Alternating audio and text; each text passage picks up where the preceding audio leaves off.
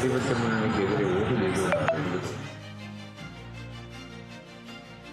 സംസ്ഥാനത്ത് UDF തരംഗം ആഞ്ഞടിച്ചെന്ന് AICC general secretary KC Venugopal. അഹന്തയ്ക്കും ദുർഭരണത്തിനുമേറ്റ തിരിച്ചടിയാണ് ഇതെന്നും KC വേണുഗോപാൽ പറഞ്ഞു.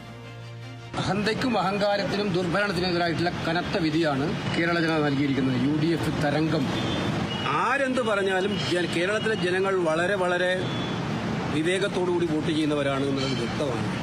അപ്പോൾ അതിൻ്റെ അടിസ്ഥാനത്തിൽ ഈ വികാരം ഇതിൻ്റെ ഇരട്ടി കാര്യം ഇതിലൊക്കെ ചെറിയ പ്രാദേശിക പ്രശ്നങ്ങളൊക്കെ ഇടയ്ക്കിടയ്ക്ക് വന്നിട്ടുണ്ടാവും. പക്ഷേ അസംബ്ലി ഇലക്ഷൻ നിങ്ങൾക്കറിയാം, ഇത് രാഷ്ട്രീയ വോട്ടിംഗ് ആണ് വന്നിരിക്കുന്നത്. ജില്ലാ പഞ്ചായത്ത്, ബ്ലോക്ക് പഞ്ചായത്ത്, മുനിസിപ്പാലിറ്റികൾ, കോർപ്പറേഷനുകൾ, പൊളിറ്റിക്കൽ വോട്ടിംഗ് ആണ് വന്നിരിക്കുന്നത്. സർക്കാരിനെതിരായിട്ടുള്ള ജനം വളരെ നന്നായിട്ട് ചിന്തിക്കുന്നു എന്നുള്ളതിന് തെളിവാണിത്. അതുകൊണ്ട് അസംബ്ലി UDF തൂത്തുവാരിയിരിക്കും.